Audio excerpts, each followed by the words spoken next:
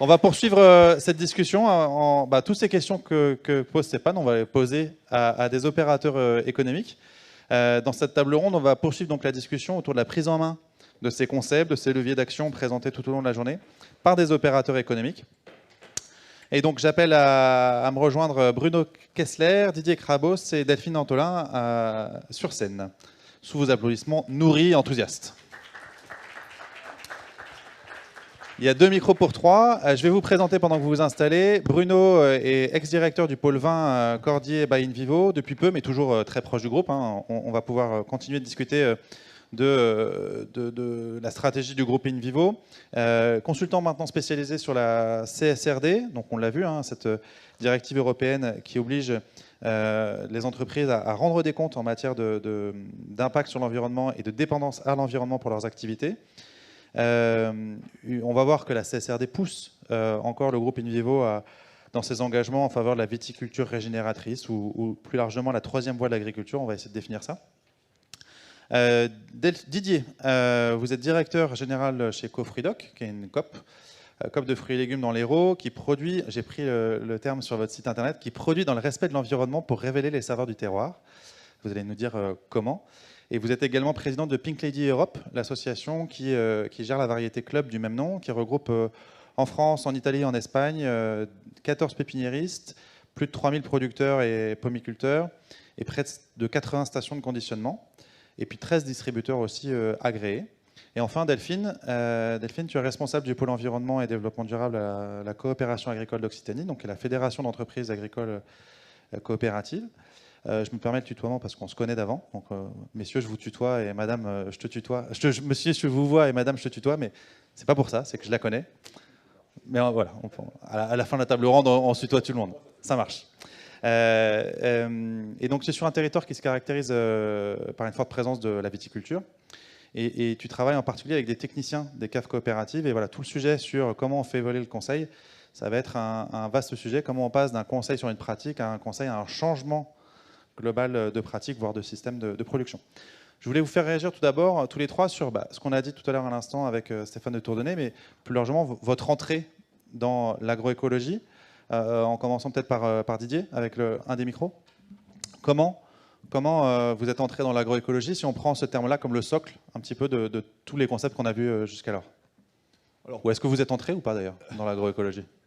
Je crois qu'on y est rentré il y a longtemps. Alors, le terme a une connotation plus moderne dans la filière, mais si on regarde la réalité de l'approche, moi je fixerai le premier rendez-vous important chez nous en 1993, quand on a décidé au niveau dans ce petit écosystème qui est une coopérative, de se prendre en main cette question en s'imposant 8 jours de formation pour chacun des producteurs. Ils avaient 3 ans pour le faire, ça s'est fait en 2 ans. C'est dans la compréhension de l'écosystème qui était le verger, comprendre l'équilibre ravageur-prédateur, la possibilité de méthodes alternatives comme la confusion sexuelle et l'intérêt, la gestion du risque avec la modélisation. Et je pense que les éléments socles de l'agroécologie, ils étaient là, c'était enfin dans la prise de conscience et la responsabilisation. Oui, autour de la protection biologique intégrée, notamment. Voilà, ces éléments-là. Et ce socle-là nous a permis ensuite de progresser ou d'avancer. C'était une démarche de progrès. Il y a une adhésion qu'on a accompagnée aussi dans la stimulation. Nous, on bénéficie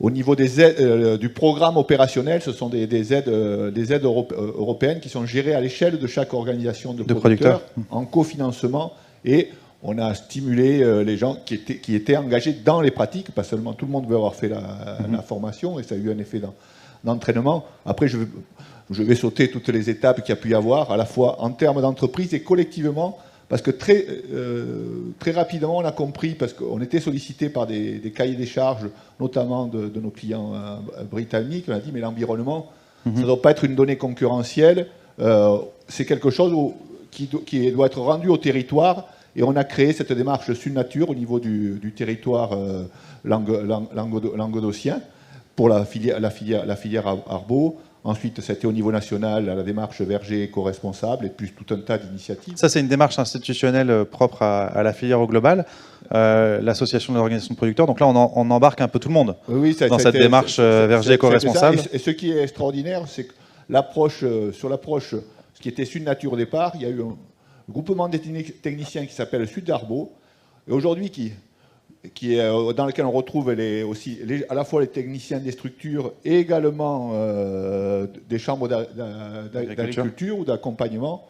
Et ils produisent chaque année, c'est un point de récompte, le guide Sud Arbo, qui est l'approche, à l'époque on disait, de production fruitière intégrée, qui à la fois... Et la base, c'est la compréhension... oui, donc avec une mise à jour en plus annuelle. Voilà, c'est ce qu'on entend. Après, le terme agroécologie lui-même, on y rentre...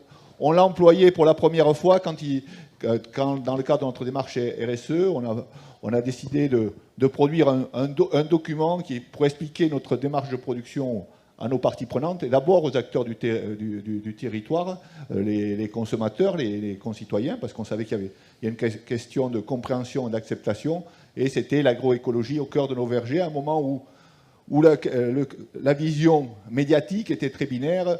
Le bio était paré de toutes les vertus et ce qui ne l'était pas de toutes les suspicions. Et donc c'est sur la compréhension qu'on a poursuivi ce lien de confiance.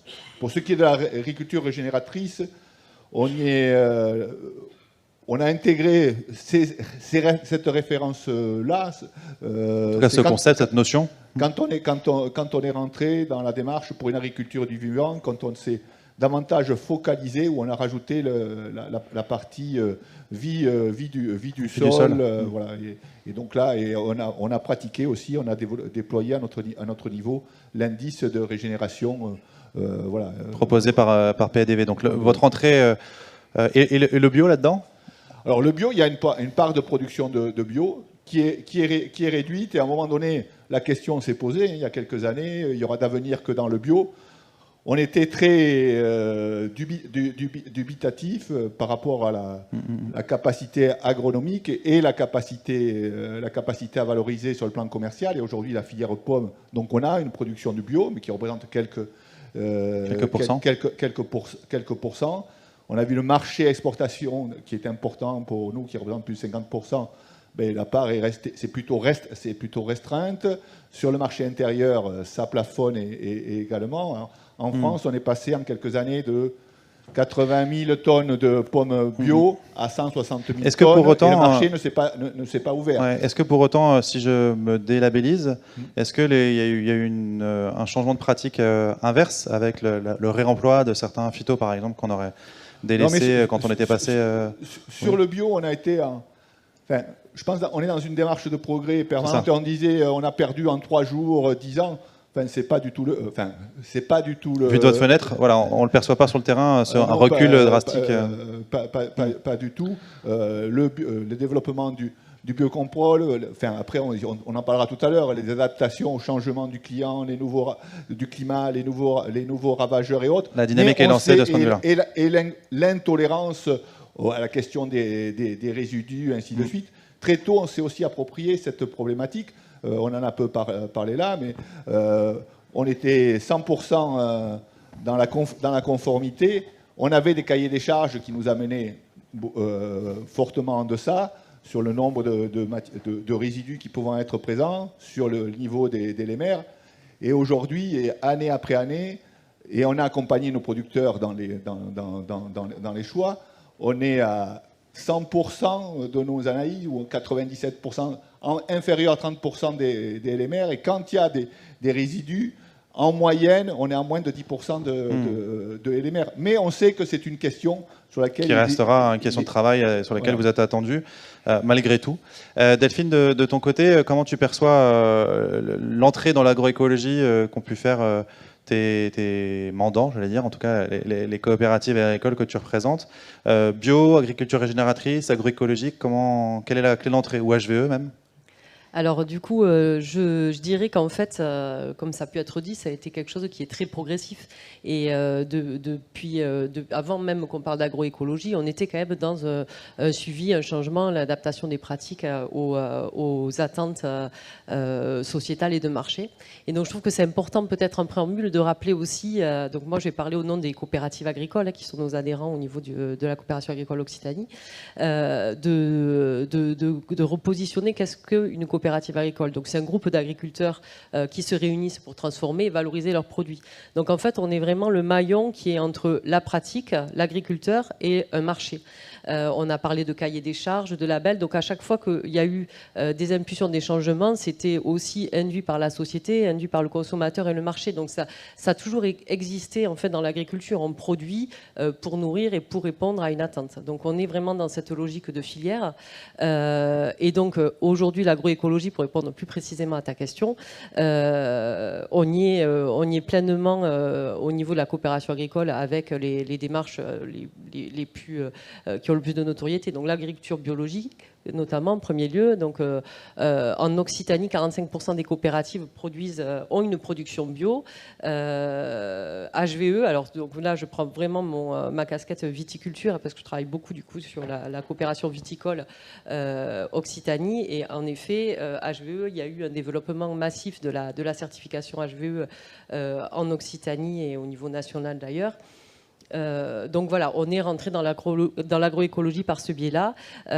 Et pour faire toujours ce lien quand même avec le marché, je rajouterais qu'on n'est pas dans une opposition des démarches. En fait, d'ailleurs, au niveau d'une coopérative, en général, on a à gérer une gamme de produits. On a différents marchés, différentes attentes, et on a aussi différents modes de production qui sont parfois impulsés par les coopérateurs eux-mêmes, où on doit trouver un marché, valoriser ça. Donc en fait, c'est souvent côte à côte qu'on a ces démarches et qu'il faut arriver à les valoriser. Bruno, de votre côté, ou de ton côté, hein, ça y est, on se connaît maintenant. Comment, voilà, pour le groupe InVivo, que je connais bien hein, d'ailleurs, mais qui reste peut-être le premier metteur en marché de produits phytosanitaires en France, du fait de sa structure même, hein, il est la coopérative des coopératives, donc de fait, il a pour vocation aussi, mais pas seulement, que d'accompagner l'achat par les coopératives d'intrants. Comment, quand on dit ça, on perçoit le groupe InVivo, et quelle est sa vision, quelle est l'entrée du groupe InVivo dans l'agroécologie? Oui, donc tu connais bien le groupe. Toute la partie phyto a été basculée à l'Union. Donc c'est vraiment les COP qui souhaitent garder la main sur la partie historique, appro, collecte. La vision de la société commerciale InVivo. Oui, parce qu'on le rappelle, donc il y a une union de coopératives, voilà, qui est une COP de COP, autour de laquelle s'est construit un groupe avec des holdings qui supportent différentes filiales. Et là, on parle de Cordier by InVivo, qui est une filiale. Je reprécise, donc l'union InVivo, c'est 193 coopératives, très majoritairement céréalières, qui sont actionnaires d'une société à mission. Donc la bascule a eu lieu quand on est passé société à mission, donc en 2018, et du coup, il y a eu une vision de dire que ce modèle, qui a fait ses preuves pendant des années, il n'assure pas une résilience suffisante pour les activités du groupe. Et donc, du coup, dans un premier temps, comme on a basculé société à mission, donc on avait deux reportings, donc un reporting financier classique et un reporting extra-financier, donc DPEF, parce qu'on avait déjà en tête que demain, et demain c'est en juin, la CSRD allait rentrer, donc en fait c'était un round en fait, de mise en place. Oui, une anticipation d'une réglementation à venir autour de la CSRD. Voilà. Et donc du coup, on est prêt pour commencer la moulinette des données, ce qui n'est pas rien à l'échelle du groupe. Hein. Je rappelle la taille, c'est 14 milliards d'euros, 15 000 salariés.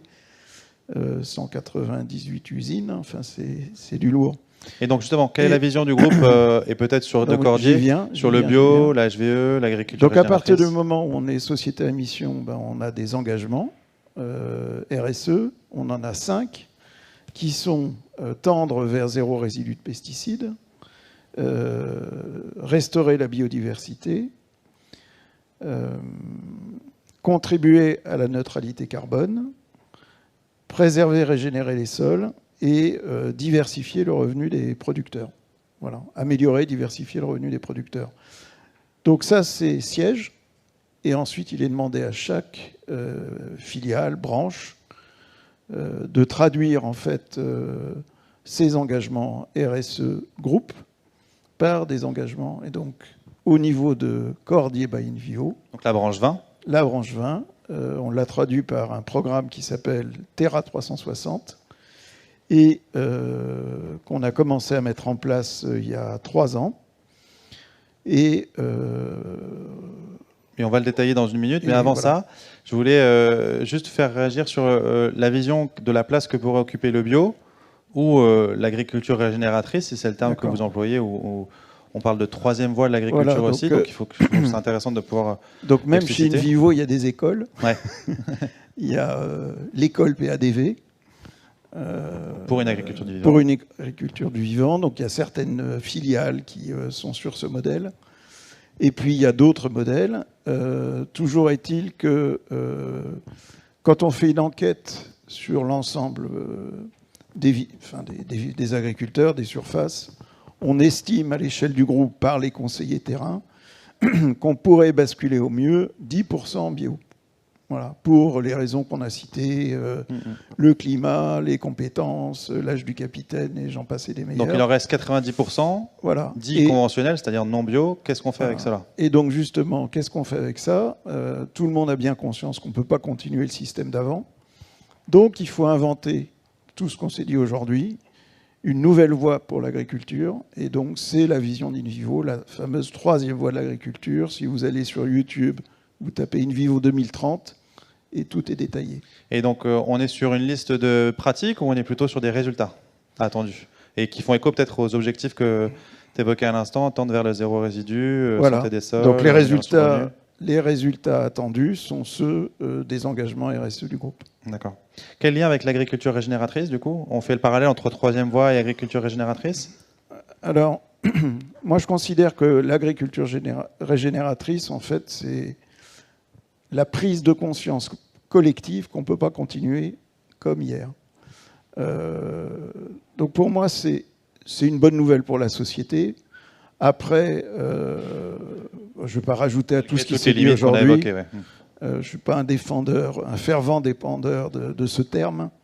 Il y a beaucoup de greenwashing, donc je pense que la CSRD va assainir ça. Parce qu'il y a beaucoup d'abus et le consommateur ne comprend plus rien parce qu'on lui dit j'ai planté des arbres, enfin toutes les conneries qu'on peut entendre.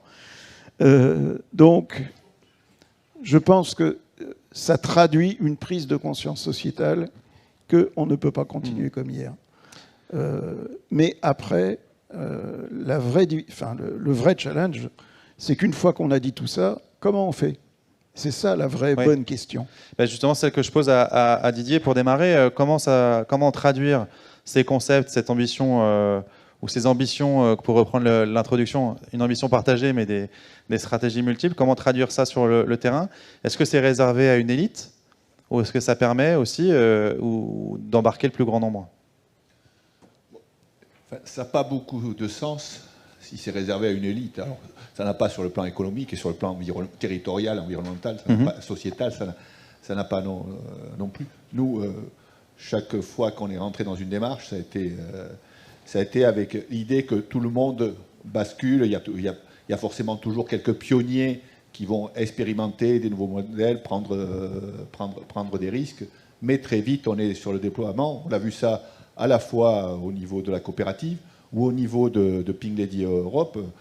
Vous avez rappelé le nombre d'acteurs. En plus, on est sur trois pays. Mais on a eu l'engagement en respectant les spécificités qu'il peut y avoir dans les sensibilités. C'est que tous les producteurs devaient être engagés dans une démarche labellisée ou certifiée.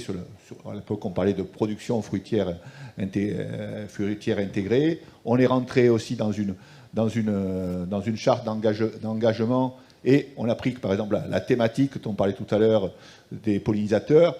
Et il nous a paru important de rester dans l'approche où on démarre non pas par des cahiers des charges qui sont d'interdiction sans ceci, sans cela, mais de rentrer par l'essence des choses. On a travaillé avec l'INRAE, c'était Bertrand Versière, avec les apiculteurs pollinisateurs, pour élaborer tout un processus voilà, de respect des insectes pollinisateurs, d'accueil des ruches qu'on a dans le Là aussi, il y avait de verger, l'hospitalité active, pour reprendre tout à fait. Et voilà, la sensibilité au point d'eau, ainsi de suite. Donc, mais l'approche, chaque fois, on essaie d'être dans la compréhension et l'accompagnement. C'est ce qu'on a fait avec la Ligue de protection des oiseaux. On avait beaucoup développé. Oui, avec un projet qui s'appelle Bee-Pink. Là, c'était Bee-Pink. Là, ça a été, mais ça aussi, on a beaucoup travaillé sur la biodiversité, l'implantation des haies.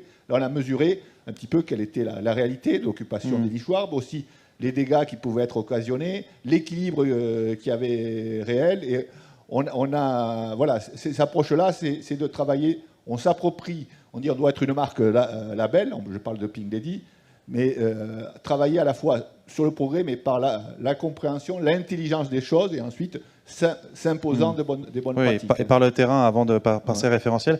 Delphine, de ton côté, voilà, sur cette question sur l'élite ou le grand nombre, comment on se positionne quand on est coopérative agricole, on embarque tous ses adhérents? Alors évidemment, je vais répondre que la coopération agricole, c'est la massification du changement des pratiques, hein, c'est ce qu'on dit très souvent, mais préciser quand même un peu, on a une diversité énorme dans la coopération agricole. On a des unions de coopératives comme InVivo et d'autres qui ont des capacités aussi d'investir dans la R&D, de développer des outils, et donc ils vont être à la pointe en fait de la compréhension des concepts et après de leur traduction sur le terrain. Mais on a aussi les coopératives agricoles qui vont avoir 2 salariés, 80 agriculteurs, enfin 80 encore c'est presque beaucoup pour certaines, 80 coopérateurs avec certains qui vont être plus réactifs, un pied dans la retraite, avec donc une diversité aussi d'agriculteurs et d'agriculture. Et de niveau d'investissement même dans le économique ou pratique. On voilà. va dire. Mais néanmoins, le point commun à toutes ces structures, c'est qu'elles sont des coopératives agricoles. Ça veut dire qu'elles partagent quand même un socle de valeurs. On parle toujours d'un homme, une voix, pour parler du célèbre point commun des coopératives agricoles. Mais au-delà de ça, c'est un projet collectif. Ça veut dire que, comme l'a dit Didier, quand on va sur une pratique, une valorisation sur le marché, je vais toujours revenir au marché, derrière, on va amener tout le monde. On ne fait pas de différence. Et donc, en effet, il y a tout un travail important par la structuration en interne de la coopérative, donc avec les techniciens qui sont le maillon entre la COP et les coopérateurs. On va travailler sur le changement de pratique, et c'est ça qui fait qu'on massifie. Et je voulais t'entendre sur justement, est-ce que la HVE, en tout cas, ou la certification environnementale, je vais être plus précis grâce à Marine, la HVE étant réservée au 3e niveau, est-ce que la certification environnementale, de ce fait-là, a permis effectivement d'embarquer les coopérateurs et le plus grand nombre, ou est-ce que l'HVE de niveau 3, là aussi, est réservé qu'à une élite? Alors donc du coup, en effet, c'est un super exemple pour illustrer ce que je viens de dire. HVE, parce que finalement, certification environnementale, on n'en parle pas. On parle HVE parce que c'est ce que demande le marché. Hein, c'est le niveau 3. Donc le niveau 3. Ouais. Voilà. Donc en fait, haute valeur environnementale. Qu'est-ce qui s'est passé avec la certification HVE en viticulture? C'est que, comme l'a dit Marine tout à l'heure, à un moment donné, on cherchait dans la filière une certification. Celle-ci était présente, c'était du ministère, donc on fonce. Banco. Ça a été concours de circonstances entre la profession qui voulait travailler quand même sur une première marche. Il ne s'agissait pas de remplacer l'agriculture bio. On était dans une évolution progressive vers une amélioration de pratiques. Et côté marché, côté grande distribution notamment, qui ont été déterminants quand même dans le développement de la certification, il fallait quelque chose en viticulture. Oui, et donc les acheteurs, comme clé d'accès au marché. En 2019, les acheteurs ont tourné dans les caves coopératives. Donc il faut savoir qu'en Occitanie, quelques chiffres rapidement. Il y a 180 à peu près caves coopératives qui produisent très majoritairement du vin en vrac, qui ensuite est donc acheté par des négoces qui conditionnent et qui vendent majoritairement GD, un peu export, etc. Bon, je simplifie volontairement. Et donc les acheteurs passent, demandent du HVE, donc les coopératives, les caves coopératives se sont dit bon ben voilà, on n'a pas de choix, il faut absolument qu'on amène nos coopérateurs sur ce changement de pratique. Et là on est dans l'agroécologie, non pas de concept ou poussé par la volonté des agriculteurs de mieux changement. faire. Ouais. Enfin, je ne veux pas dire qu'il n'y a pas de volonté de Heureusement, changement ouais. chez les viticulteurs, mais là c'est pour illustrer ce qui s'est passé avec cette certification en particulier. Et donc on embauche des techniciens. Aujourd'hui il y a plus de 100 techniciens de caves coopératives qui sont dans notre réseau qu'on anime de techniciens en Occitanie, qui sont sur le terrain pour accompagner toutes les formes d'agriculture que je vous ai décrites précédemment, de viticulture, et accompagner les viticulteurs qui ne seraient jamais allés dans l'agroécologie auparavant si on n'avait pas eu en fait cette demande du marché. Et ce socle, ce cadre qui permet de les embarquer, un peu ce prétexte, donc, pour reprendre le terme de Marine. Ils sont quand même, ils répondent au référentiel qui a été présenté tout à l'heure avec les 4 indicateurs, biodiversité, fertile, phyto et eau. Bruno, de votre côté, donc voilà, comment ça se traduit concrètement? Ce qu'on disait, c'est par le programme Terra 360. De quoi on parle avec ce programme rapidement? Alors, nous, on l'a dit, hein, c'est un système coopératif côté Cordier by InVivo, donc c'est 13 coopératives, c'est 4000 viticulteurs. Donc pour entraîner tout ce petit monde, qui ne sont pas au même niveau, enfin je ne vais pas rajouter à ce que tu viens de dire, c'est mon quotidien. Au début, donc, on a essayé d'aller dans chaque cave, prêcher la bonne parole, etc. On avait des gens qui venaient pas, enfin voilà. Donc on s'est dit, on va prendre le projet différemment.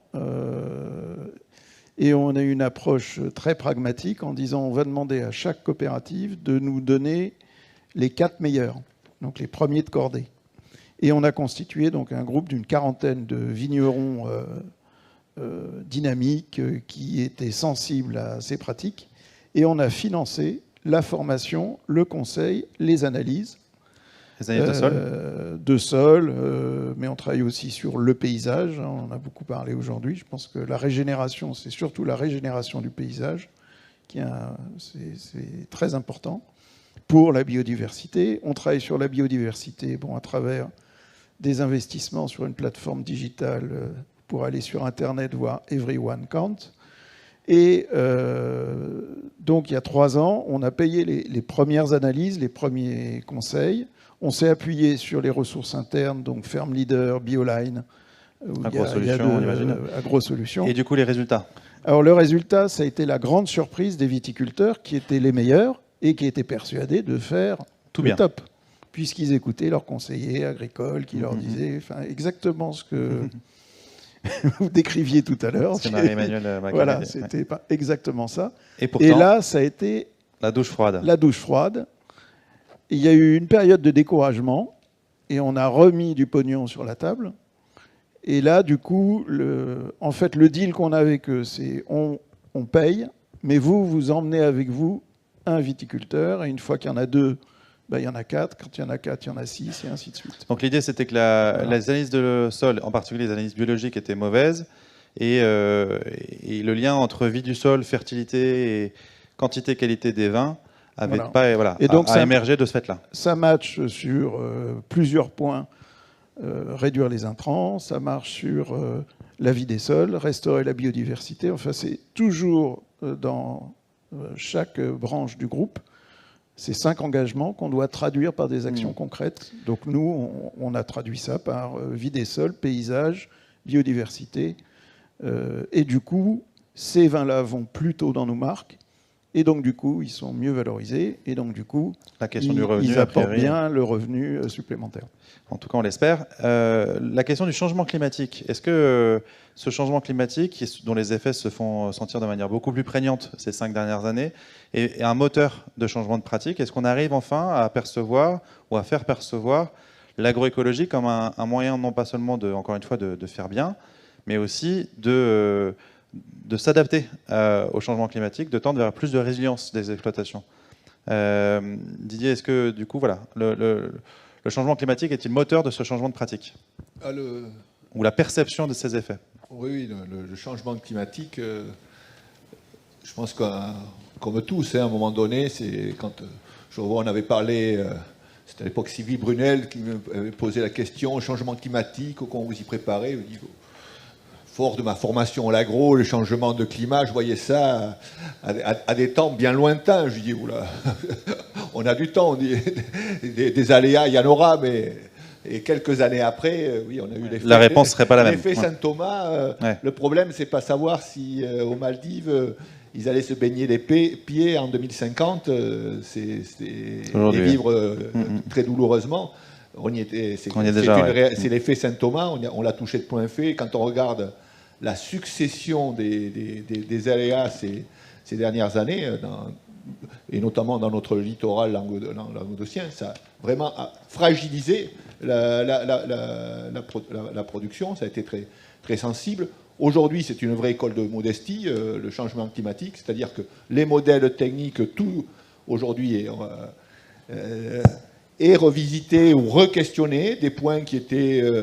voilà, le sol en fait partie. On a vu en 2019 la résilience des vergers. On a pris ce terme-là suite à la canicule. Eh suivant la vie du sol, c'était différent. Mais aujourd'hui, enfin, on est dans la phase de transition, de mutation. Enfin, le climat est un accélérateur de prise de conscience. Ça, c'est évident. Et tout le monde re-questionne le technique. Donc, et l'approche agroécologique en fait partie. Ensuite, on ne l'a pas entendu aujourd'hui, mais il y a tous les changements qui sont imposés par les questions phytosanitaires, les interdictions, ainsi de suite, qui remodèlent les outils de production. Il y a des vrais questionnements sur la capacité à produire. On a une jeune génération qui est importante chez nous, on a 14 jeunes producteurs, mais leur questionnement, c'est comment produire demain. Donc l'agronomie, aujourd'hui, elle est écologique. Mais j'ai bien aimé l'autre jour, et je ne serai pas plus long, il y avait au Medfel, salon fruits et légumes, il y avait le commissaire, ex-commissaire ou membre de la Commission européenne qui avait travaillé sur l'OCM. Il disait l'agriculture de demain ne pourra pas être verte si les comptes des exploitants seront rouges, mais il n'y aura pas d'agriculture demain si elle n'est pas verte. Mais aujourd'hui, on a bien cette question. Il faut faire le lien entre la partie agroécologique et la partie économique, et c'est un des gros enjeux. Delphine, notamment autour de l'accès à l'eau, qui est en Languedoc en particulier, se fait particulièrement sensible. Est-ce que là aussi, le changement climatique, ces tensions autour de la ressource en eau poussent à adopter des pratiques agroécologiques ? Oui, en effet. De toute façon, on ne peut pas aujourd'hui faire sans prendre en compte le changement climatique, notamment en Méditerranée où on a quand même une épée de Damoclès au-dessus de l'agriculture et autres activités d'ailleurs, avec comment on produira demain sans eau, avec moins d'eau en tout cas. Donc il y a un enjeu. Alors l'irrigation, on parle beaucoup d'irrigation. En effet, il y a un enjeu sur l'irrigation parce qu'il va falloir être en capacité de produire demain, mais on ne peut plus parler irrigation sans parler agroécologie et évolution des pratiques pour être responsable dans la société et sur les territoires vis-à-vis de cet enjeu eau. Donc en fait, oui, ça a un impact et on va plus travailler sur le sol et sur les pratiques. Pourquoi pas sur le remodelage du paysage aussi pour bien entendu. Alors, avoir de l'eau sans forcément... Malheureusement, on risque d'avoir un remodelage du paysage plus rapide en raison de la situation économique que la prise en compte du changement climatique. On peut peut-être le déplorer, mais c'est vrai que encore une fois, l'économie est déterminante dans les changements, l'évolution de notre agriculture. Mais néanmoins, oui, on va avoir un remodelage du paysage certain. On parle beaucoup de diversification parce qu'on est dans une zone où on a beaucoup de viticulture, on parle beaucoup de monoculture vigne. Mais attention, la diversification, ça ne se fait pas sans eau non plus. Donc, quels que soient les choix... oui, ou la mise en place de couverts non plus. Oui, oui voilà, et ça c'est un sujet aussi très important, c'est que l'agroécologie, c'est beaucoup d'enherbement. Sans eau, ça ne marche pas non, c'est compliqué, il peut y avoir concurrence. Donc, voilà, on rentre dans des considérations complexes. Ça montre d'ailleurs, comme on l'a dit beaucoup ce matin, que c'est un tout un panel de solutions envisagées en fonction des situations et qu'il n'y a pas de solution simple, alors qu'on est tous friands de solutions simples, uniques à déployer du consommateur à l'agriculteur. Bruno, comment accélérer du coup si le changement climatique se fait de manière plus pressante, comment accélérer et dépasser ce que vous m'avez dit quand on a préparé, ou tu m'as dit quand on a préparé l'intervention à la table ronde, comment dépasser ce problème cognitif, quoi. On a tous conscience, mais quand même, on va pas pouvoir. Mais on est horrifié, peut-être un peu tétanisé face au changement. Comment on accélère et on dépasse cette posture? Alors moi, je pense qu'il faut être très modeste, parce que tout ça est quand même extrêmement récent. C'est une prise de conscience sociétale. Il y a une forte attente des citoyens. Mais vous l'avez dit très justement, le sol une priorité, ça c'est sûr. Alors que pendant des années, c'était la plante, la protection des plantes, etc. Mais encore une fois, je redis ce que j'ai dit avant, c'est comment on fait. Parce que je donne un exemple sur... c'était très intéressant l'exposé sur la gestion des ressources eau. Nous, on expérimente beaucoup tout ce qui est culture en croissant de lune, et on se rend compte qu'en fait, c'est plus intéressant d'irriguer une haie ou des arbres plutôt que des vignes, si on s'intéresse à la vie des sols. Donc c'est des changements de pratiques culturelles, cette fameuse troisième voie de l'agriculture, qui fait qu'aujourd'hui, on tâtonne. L'avantage qu'on a, c'est que... Aujourd'hui, il n'y a plus personne pour dire c'est quoi ce village d'Indiens qui fait ses bricoles dans son coin. Donc, moi, je parie sur un élan collectif. Et pour y arriver, nous, le pari qu'on fait, c'est cet effet boule de neige pour accélérer. Et donc, du coup, on finance. Parce que de toute manière, pendant des années, on a dit, tu l'as très bien dit, il faudrait être HVE, il faudrait être ceci, puis on a laissé les gens se démerder, en fait. Mais là, l'urgence, tu l'as dit aussi, on est rattrapé par l'urgence. Et donc, je ne vois pas un groupe qui a du pognon, en clair. Ce qui est le cas pour Invio. Ouais. Ce qui est le cas pour Invio, ne pas investir dans la transition, plutôt que de faire des jolis cahiers des charges ou du joli greenwashing dont on a parlé avant. Quitte à arriver à faire évoluer son modèle économique lui-même, à terme? Oui, de toute manière, la grande différence, quand vous êtes un groupe coopératif, vous ne pouvez pas dire aux gens qui sont exploitants agricoles dans le Gard que demain, ils vont être exploitants agricoles en Champagne. Enfin, moralement, c'est pas possible. Si je suis certains grands groupes, s'il n'y a plus de blé là, je en prends ailleurs. C'est pas un problème. Dans un groupe coopératif, c'est inentendable. Enfin, ça me traverse même pas l'esprit qu'on puisse faire de la transition, des cultures différentes, des pistachiers, mais on est là pour faire vivre des gens sur un territoire, parce qu'autrement, c'est la désertification. Voilà.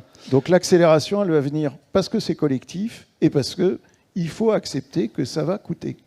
Et donc, il faut pouvoir payer et investir pour faire évoluer à terme aussi son modèle économique, poussé peut-être par la CSRD, on l'a dit, et l'investissement dans certaines activités industrielles rentables qui permettront de financer cette transition. On a un peu pris par le temps, vous l'avez compris. J'avais plein d'autres questions à vous poser, mais je vais me tourner vers la salle. J'imagine que vous avez des questions autour peut-être du rôle des consommateurs là-dedans, sur la réglementation, au-delà de la CSRD. Est-ce que vous avez d'autres questions à poser à nos intervenants avant de conclure la journée? Allez, elles sont sympas. Oui, moi j'avais juste une question. Quel est le poids et qu'est-ce que vous attendez de la génétique? Parce que c'est vraiment... J'entends agroécologie, tout ça. Moi, ce matin, on a pointé du doigt dans nos recherches que c'est la génétique qui reste le levier majeur. Et ça marche aussi pour la vigne. Hein. Et aujourd'hui, pour travailler sur le sol, moi, je travaille en génétique des porte-greffes. Alors ça, c'est encore un gros mot. Voilà. En plus, ce sont des recherches nationales. Donc, est-ce que vous attendez de ça, qui, à mes yeux, aujourd'hui, est un élément qui est très peu ou trop peu travaillé? Et surtout nationalement, dans des zones méditerranéennes qui ne peuvent pas répondre aux mêmes zones que Bordeaux ou Colmar. En les raisonnant en les intégrant dans des raisonnements agroécologiques au sens large. Hein. C'est un levier mobilisable dans un système agroécologique. Bruno? Alors, nous, on a investi lourdement là-dessus avec un domaine expérimental que tu as visité à Vendéol. Hein, donc, il y a 30 hectares. C'est les fameux VIE, hein, vignobles innovants éco-responsables. dans des variétés résistantes, parce que Café de Paris a basculé 100% en vin français, et que du coup, on a lancé donc des expérimentations sur une trentaine d'hectares, et qui donnent des résultats vraiment intéressants, et on va pousser dans cette direction pour avoir des variétés résistantes, qui ont beaucoup d'avantages. Elles sont adaptées, elles réduisent les intrants. Enfin, je reprends toujours mes coches des engagements du groupe. Donc on est très actif et très attentif là-dessus. L'avantage sur les vins mousseux, c'est que la notion de cépage n'est pas un problème, puisque techniquement, un vin mousseux, c'est une base neutre acide et puis une base aromatique et un savoir-faire. Donc ça répond pile poil, et franchement les résultats sont topissimes. Donc nous on travaille beaucoup avec le domaine de Cazes. C'est dommage qu'il n'y ait pas assez de pognon qui soit investi là, parce que y a des gens géniaux et des produits super intéressants. Donc oui. Didier, le volet génétique en Arbo? L'attente, elle peut être grande, mais dans un pas de temps qui sera long. Et puis aujourd'hui, les nouvelles techniques, quand est-ce qu'elles pourront se développer? On parle là des NGT, notamment. Aujourd'hui, il y a eu des progrès dans la génétique, notamment qui ont été focalisés uniquement sur une résistance, avec la particularité, c'est que si on prend l'activité pomme, une nouvelle variété, c'est un nouveau produit à développer. Elles ont eu parfois du mal à trouver la résistance était là, la performance agronomique n'y était pas toujours. La résistance à un champignon, c'est pas la résistance à tous les champignons. Ce qui fait que le progrès n'a pas forcément été aussi grand qu'espéré, même s'il était, et le rendez-vous agronomique n'a pas été toujours là, ou le rendez-vous commercial. Donc, je pense qu'il y a des attentes forcément par rapport à la génétique, mais ce n'est pas une attente de court terme. Les vergers, ils sont là pour 20, 25 ans, et des nouvelles variétés qui n'existent pas encore, on va se projeter 15, 20 ans, 25 ans plus loin. Mais forcément, on est là pour regarder le temps long. Mais à court terme, il n'y a pas de choses accessibles qui existent aujourd'hui sur les révolutionnaires dans les champs d'essai, à notre connaissance. Mais est-ce que demain on arrivera à faire une Pink Lady résistante Est-ce qu'on va faire évoluer la génétique Pink Lady, qui a une variété particulière, pour qu'elle soit résistante au stress hydrique? Mais aujourd'hui, il y a des croisements, des hybridations classiques qui se font. Dans Pink Lady, derrière, il y a une question de goût, derrière ça, ouais. Mais aujourd'hui, il y a des tests d'hybridation, ainsi de suite, de la variété. Pour garder le goût originelle. Et en même temps s'assurer d'une meilleure résistance au stress. On souhaiterait une Pink Lady qui soit plus précoce, qui résiste. Work in progress, c'est ça qu'on entend. Il y a un point, c'est que la variété étant d'origine australienne, elle s'accommode bien des hivers plus courts, ou du manque de froid. C'est un avantage. Et dans notre région, les graniers, on a 3-4 variétés, celles qui sont les plus développées sont pas les moins bien loties, adaptées par rapport aux hivers plus chauds. On a du bol. Delphine, de ton côté, sur le volet génétique. Donc rapidement, je voulais juste rebondir sur cette question, parce qu'on était là aussi pour évoquer les difficultés de la traduction de tous les concepts et démarches agroécologiques après dans la profession et sur le terrain. Et c'est vrai que cette question du temps long et du temps court, elle est importante. Et en effet, oui, on a besoin de solutions et qui prennent du temps. En plus, en arbo ou en viticulture, on est sur des changements induits par les cycles des plantes qui sont longs. Et donc c'est compliqué. Et c'est vrai qu'aujourd'hui, l'agroécologie, on l'a vu ce matin, se traduit par les labels, les certifications, les cahiers des charges, etc., qui évoluent tout le temps. Donc d'une année sur l'autre, c'est un mauvais exemple, mais il y en a beaucoup. D'une année sur l'autre, il faut tout changer, il faut tout faire évoluer, alors qu'en parallèle, il faut se projeter sur ce que ce sera demain, etc. Donc c'est très compliqué quand on doit concevoir tout ça à l'échelle de l'agriculteur qui doit intégrer tous ces paramètres. De l'enjeu de la lisibilité aussi réglementaire. On n'a pas trop évoqué la stratégie Ecophyto, le pacte et les lois d'orientation d'avenir agricole, mais c'est pas grave, il y a d'autres enceintes pour en parler. Une dernière question. Une petite dernière pour ne pas dépasser. Merci pour vos interventions. Je m'interrogeais un peu sur ce qui, selon vous, à l'échelle d'une coopérative, vous représentez plein de coopératives à vous tous, qu'est-ce qui était la force de changement la plus forte, en fait? Est-ce que ce sont les agriculteurs en demande? Est-ce que c'est l'économie en demande? Est-ce que c'est la société en demande? Qu'est-ce qui vous pousse à bouger? Et bon, j'en glisse une dernière parce qu'elle me démange un peu. C'est comment, avec toutes ces nouvelles pratiques que vous diffusez, que vous encouragez à diffuser, vous gérez tout ce qu'il y a autour de l'incertitude? Puisqu'on a bien vu qu'avec les anciennes pratiques, on avait des résultats plus stables et on se cassait la figure plus fortement peut-être, parce qu'on est plus dépendant aux intrants. Là, avec le modèle plus complexe que propose le cadre agroécologique, il y a quelquefois des trous de connaissances, des incertitudes, des choses qu'on ne comprend pas bien. Comment vous, à l'échelle de grands groupes qui impliquent plein d'agriculteurs, vous maîtrisez cette incertitude-là? Vous faites avec, vous ne la regardez pas. Voilà. Donc merci pour vos retours. Alors, qu'est-ce qui vous pousse quels sont les ballons ou les valises que vous déposez pour reprendre l'expression tout à l'heure? Pour répondre très clairement, c'est vrai que l'économie est fondamentale. Marché, ouais, s'il n'y a pas de revenus, il n'y a pas de changement. Donc HVE, c'en est un exemple. Si on peut donner l'exemple du bio aujourd'hui.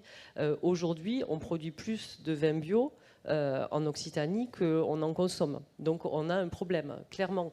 Donc on parlait des objectifs européens sur le bio, le fait qu'en 3 jours on a perdu 10 ans, mais la réalité économique, elle est là. Si le consommateur ne suit pas et qu'il n'y a pas un revenu derrière, parce que produire en bio, ça coûte plus cher que produire en HVE, que produire en conventionnel. Donc s'il n'y a pas... Moins d'intrants, mais plus de temps de travail. C'est ça qu'on évoquait. Donc, il y a des moyens en termes de charges humaines, qui font que ressources humaines, le coût à l'hectare est plus important. Donc s'il n'y a pas derrière de consommation, donc il y a parce qu'en plus le bio c'est une démarche de conviction. On va dans le bio parce que on est convaincu. Voilà, donc il y a des coopératives, surtout avec des coopérateurs bio, et bon voilà, il faut faire quelque chose. On cherche un marché. Alors des fois, mais on peut être bio et sans forcément le valoriser par la baie. Alors, donc, ce qui se passe là aujourd'hui, c'est qu'il y a du vin bio qui arrive, du raisin bio arrive dans des caves et à 50% est valorisé sur un prix conventionnel parce que donc le plus marché faible, bio ne porte plus. Donc demain, si ça continue comme ça, on va perdre le capital de production qu'en plus on a. C'est une force d'Occitanie de pouvoir produire bio vu les conditions climatiques qui sont avantageuses par rapport à d'autres régions, et donc on a ce risque-là. Donc moi, je dirais avant tout l'économie. Et je laisse la parole à mes collègues, mais par rapport à cette question du risque, je dirais que la coopération, déjà en soi, c'est un modèle de résilience. On a, par le collectif, la capacité, et d'ailleurs ça va être le cas sur le bio, mutualiser le risque et tenir peut-être 1-2 ans sans marcher. Voilà. Alors que quand on n'est pas en collectif, on est plus en prise avec le direct. Didier, qu'est-ce qui pousse les arboriculteurs à changer? La réglementation Moi j'ai entendu autre chose. Et votre acteur changer, ils sont ouverts au changement. C'est plutôt la vision d'avenir, parce qu'aujourd'hui, voilà, j'ai parlé de jeunes générations. Il y a la génération ancienne qui grisonne avec moi, ainsi de suite. Ils peuvent se dire heureusement j'ai bientôt fini. Ils peuvent être inquiets pour leurs enfants qui reprennent, ainsi de suite. Et c'est la lisibilité de l'avenir qui est importante. Et tous les messages qui viennent sont plutôt anxiogènes. Il y a le climat qui est une chose. Bon, et là on sent qu'il y a il y a des gestions des aléas, ainsi de suite. Il y a des réponses qu'on peut trouver. Le pire, c'est l'incompréhension sociétale. Et là, aujourd'hui, et je pense que la recherche a une part à faire, c'est d'éclairer les débats, parce qu'on a dans l'esprit commun, il y aurait une agriculture intoxiquée à la chimie, alors qu'il y aurait un modèle vertueux qui existerait, et que c'est juste une résistance et manipulée par quelques-uns, ainsi de suite. Et ça, c'est très... Donc il y a ce sentiment d'incompréhension et l'ouverture sociétale. Comment on participe, nous, à ça? C'est par notre ouverture territoriale, ainsi de suite. Après, derrière, c'est le projet. Et on est acteur de notre destin, et c'est l'esprit de progrès. On a créé des démarches qui créent de la valeur. On a cité Pink Lady ou des choses qu'on peut faire. Être dans le progrès technique, ainsi de suite. C'est la dynamique du groupe, la dynamique du projet. Et c'est vrai que c'est plus confortable quand même être dans un collectif. La forme coopérative est une belle forme de collectif que d'être isolé dans la dépendance du marché, des aléas et autres. Mais voilà, et là, aujourd'hui, on fait tout pour régénérer l'esprit coopératif, le projet coopératif, en prenant les réalités du moment. Donc la coopérative régénérée, ce serait une des clés pour penser l'avenir? Bruno? Alors, je vais quitter le monde viticole parce que c'est 10 jours de chiffre d'affaires pour le groupe. Donc, si on se projette pour répondre vraiment honnêtement à cette question, donc nous, la vision que l'on a, c'est la maîtrise totale de la chaîne de valeur. Donc, depuis l'agriculteur, le meilleur exemple, c'est l'activité boulangerie-pâtisserie, c'est 1 milliard d'euros, hein, donc c'est pas petit, où on a l'appro local en céréales qui va dans les moulins, qui ensuite vont dans les usines de transformation et qui vont jusqu'au point de vente, donc avec le rachat. Et tout ça maîtrisé par le voilà. groupe Univivo. Dans le malt, c'est l'intégration complète, puisque le malt brassicole, 70% de la production mondiale est en France, donc il y a un vrai savoir-faire. Donc le malt brassicole va dans les malteries. Et puis, ensuite, on s'est promis de ne pas se lancer dans la bière parce qu'on ne peut pas faire concurrence à nos grands clients. Mais tout ça pour dire que pour avoir les moyens de changer les choses, il faut maîtriser la valeur ajoutée. Parce qu'autrement, si la valeur ajoutée part ailleurs, c'est dans des fonds de pension, c'est aux États-Unis, c'est là. Et là, le pognon ne revient jamais pour financer la transition. Et je le redis toujours, au niveau du groupe, 30% du résultat, et il y a beaucoup de caves, de coopératives, quand elles gagnent du pognon, est redistribué à l'adhérent de base. Et toute la difficulté, c'est de faire comprendre aux agriculteurs qu'ils ont fait 2 révolutions et il faut en faire une 3e. Ils ont fait la révolution mécanique, ils ont fait la révolution chimique, et maintenant il faut faire une révolution de transition. Et qu'on fait tout pour qu'ils gagnent du pognon, mais il ne faut pas qu'ils achètent des 4x4 avec. Ce sera le mot de la fin de cette table ronde. Et juste... oui, mais moi je suis très terrain. Si ça vous va, on en reste là. Et juste sur le risque. Ah oui, pardon. En fait, l'intérêt de la COP, c'est qu'on peut mutualiser le risque. Alors chez Univivo, on va beaucoup plus loin, puisqu'on a carrément une branche assurance récolte. Voilà. Le mot de la fin du mot de la fin. Un point pour l'avenir, c'est que dans cette école dont je suis issu, j'ai le plaisir de dire qu'aujourd'hui, on est en train de travailler sur un projet de chaire d'entreprise sur l'arboriculture fruitière. Et par rapport à cet enjeu de rapprocher notre agriculture, notre arboriculture de la recherche et de l'enseignement, et je pense qu'on a besoin à la fois sur toute la partie technique, mais également sur toute la partie sur les sciences sociales, l'économie, ainsi de suite. On a besoin sur cet ensemble, et je pense que c'est un vrai manque et c'est une vraie opportunité à un moment extrêmement sensible. Et ça aussi, ça peut éclairer l'avenir. C'est le rôle des chaires, effectivement, et on est ravis qu'une nouvelle chaire s'ouvre à l'Institut Agro Montpellier. Merci à tous les 3 pour votre regard et vos témoignages, vos retours d'expérience. Merci à vous pour les questions. Il nous reste à avoir quelques véritablement mots de conclusion, quelques mots-clés que retiennent Hervé Hanin et François Collin, respectivement pour le compte de la chaire Vignes et Vins et la chaire Agro6. Vous remontez tous les 2 ensemble. Qu'est-ce que vous retenez de la journée? Qu'est-ce qu'on doit retenir ensemble de cette journée? Prenez donc des micros.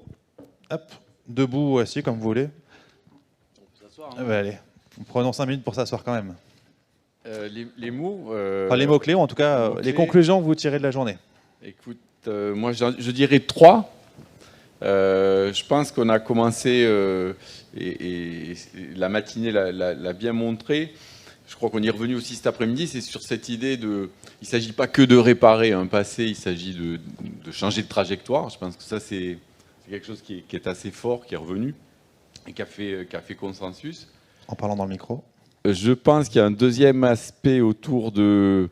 Jungle des mots, hein, c'était quand même le sens un petit peu du titre de cette rencontre.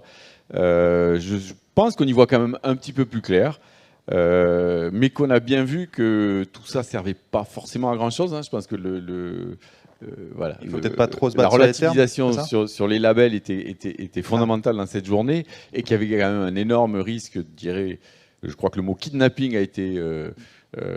il y avait récupération, mais kidnapping, je trouve encore plus fort. Donc ça, je pense quand même, c'est le deuxième point. Donc si, il faut se battre sur les mots alors. Il faut faire attention à ça. Et le troisième point, moi je dirais peut-être, et déjà ça avait été bien introduit, je pense, avec avec le mot de Stéphane de Tourdonnet, mais cette nécessité de monter encore en intégration vers des systèmes alimentaires, ça, et je dirais en termes d'échelle de la parcelle au paysage, au territoire, ça donne un peu le vertige. Hein. Déjà l'intégration au niveau des systèmes de culture et des hydrosystèmes, par exemple, qui sont des questions qui m'intéressent. C'est déjà pas simple. Alors monter encore d'un cran, ça donne le vertige, mais bon, je veux dire. C'est peut-être là que se trouvent également les leviers de cette transition. En tout cas, il s'en reste. Ça veut dire qu'encore on a du travail, quoi. Hervé, de votre côté, sur peut-être quelques spécificités liées à la filière Viti? Je pense que les spécificités viticoles, on les a abordées un peu tout au long de la journée, mais au fond, on s'aperçoit qu'il y a beaucoup d'éléments transversaux. On est sur des phénomènes qui affectent l'ensemble de l'agriculture par plein d'aspects. Moi, ce que je retiens, c'est que, et je pense que c'est un véritable atout, ce genre de journée, c'est quand même de ne pas perdre le cap d'une réflexion scientifique, d'une assise scientifique. Et qui dit science dit à la fois capacité aussi à interroger des sciences sociales, des sciences économiques, sciences politiques aussi sans doute. On a dit qu'à un moment donné, il n'y avait pas d'agroécologie sans projet politique, et je trouve ça extrêmement intéressant. Et ça invite à la fois une énorme précision.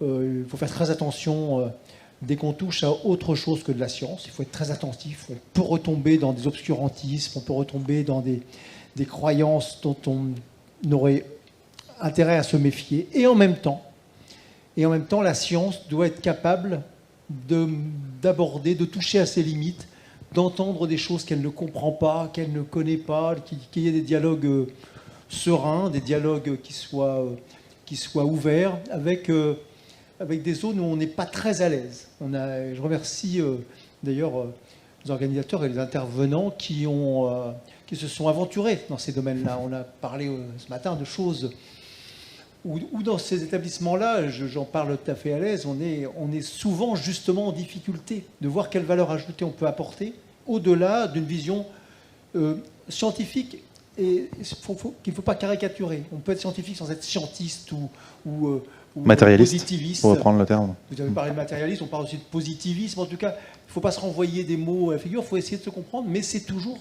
très compliqué.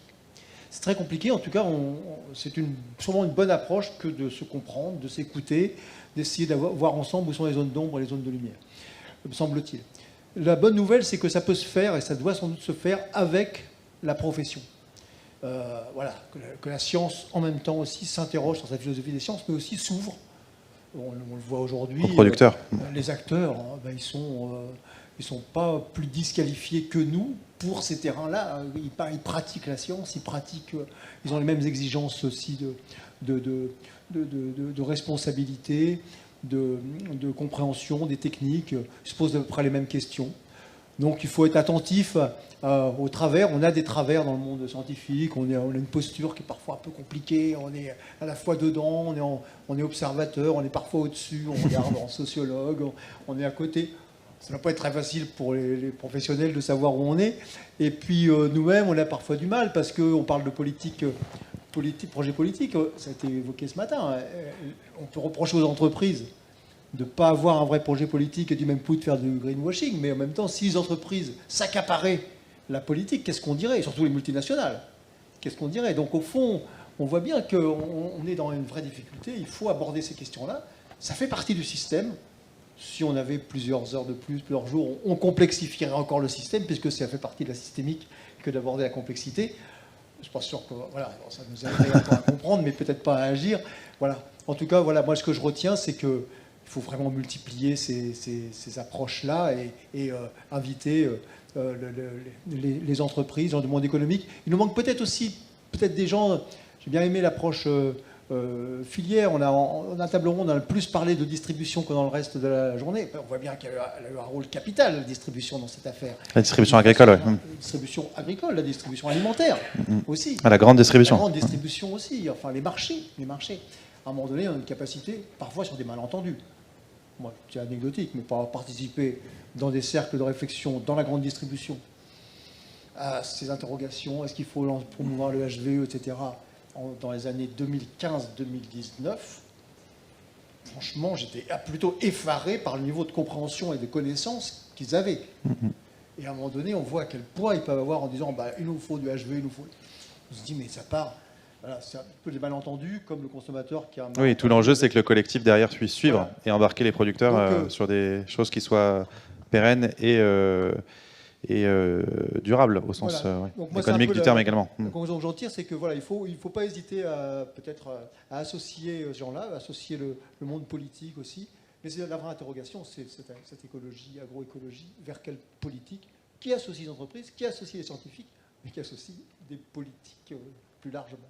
Donc voilà, un appel à élargir encore le cercle des participants et des intervenants à ce type d'événement. Merci beaucoup à tous les deux pour avoir joué le jeu, encore une fois, de cette petite exercice de synthèse à chaud qui n'est pas toujours simple. Merci à vous pour vos questions, merci à l'ensemble des intervenants surtout d'avoir joué le jeu. On n'est pas trop en retard, je suis ravi. Et voilà, on a essayé de démêler, je ne sais pas, en tout cas éclairer les différents mots de l'agriculture. À très bientôt pour un nouveau séminaire de la chaire ou des chaires de l'Institut Agro-Montpellier.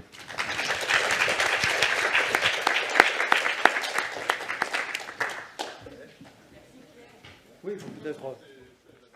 Je crois qu'on peut se permettre, au nom des deux chaires et au nom de l'ensemble, de remercier Pierre pour cette animation formidable. Et puis les animateurs et animatrices des chaires aussi, donc Valentina, Philippe aussi. Et puis la technique bien sûr, merci voilà, qui est toujours extrêmement efficace à Agro-Montpellier. Merci.